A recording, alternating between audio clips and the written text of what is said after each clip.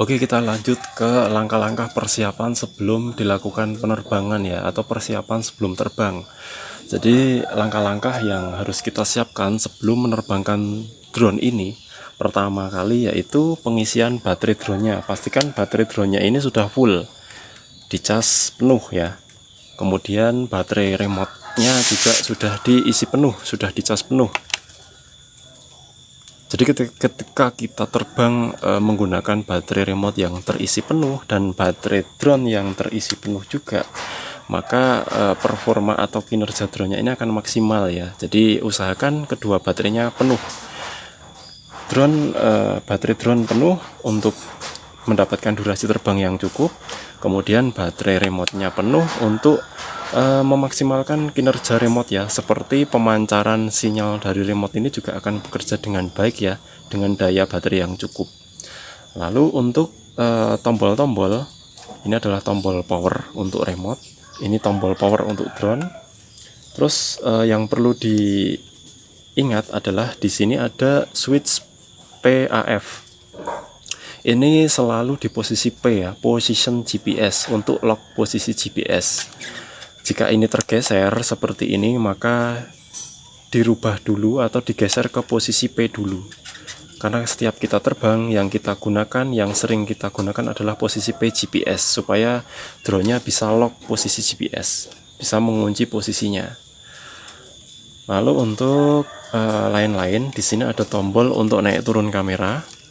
Seperti ini untuk turun, ini untuk naik, ini untuk record video, record, stop video.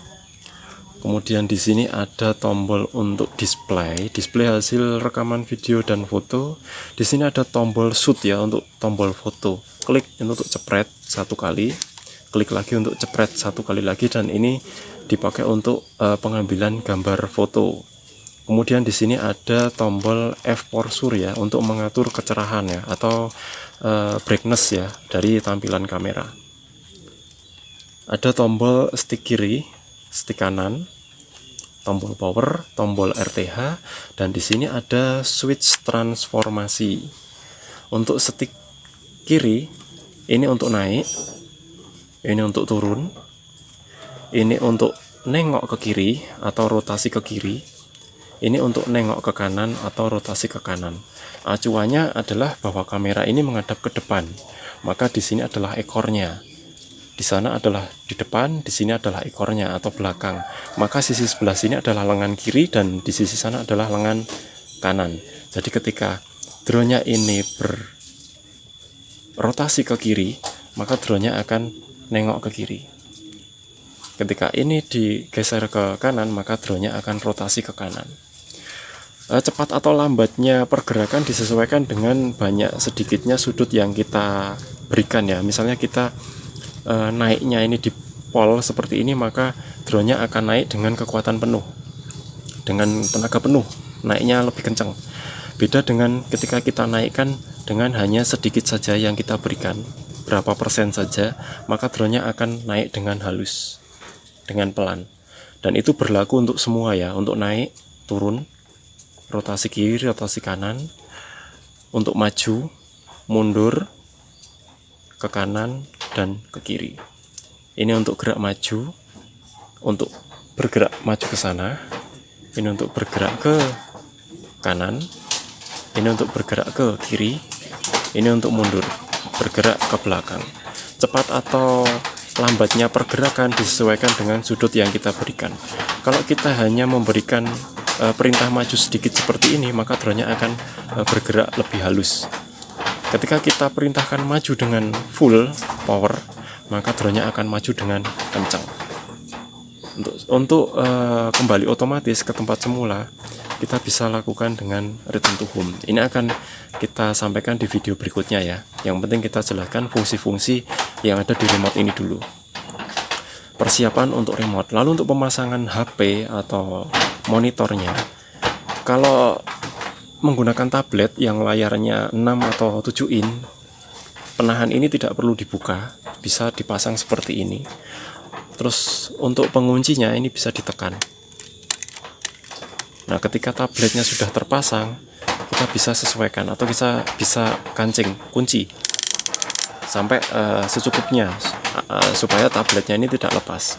Tapi kalau kita menggunakan smartphone yang lebih kecil, yang 6 in, 5 in, 4,5 in, kita bisa menggunakan penahan ini.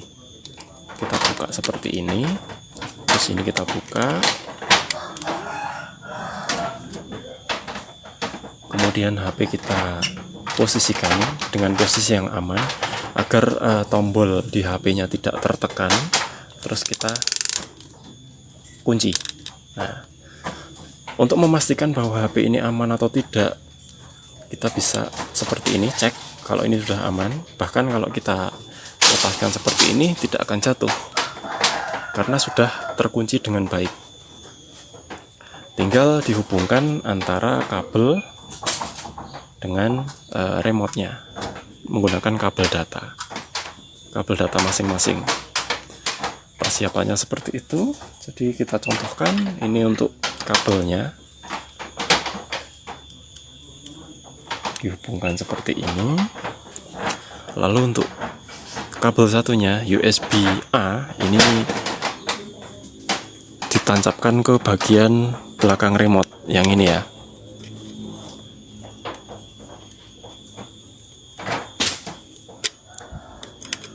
Nah, seperti ini. Jadi persiapan untuk remote dan smartphone ini sudah ready. Jika seperti ini sudah ready, dari drone, baterai, gimbal kamera sudah terpasang, smartphone sudah ada aplikasi, dan baterai remote sudah penuh, maka langkah terakhir adalah pemasangan propeller sebelum terbang.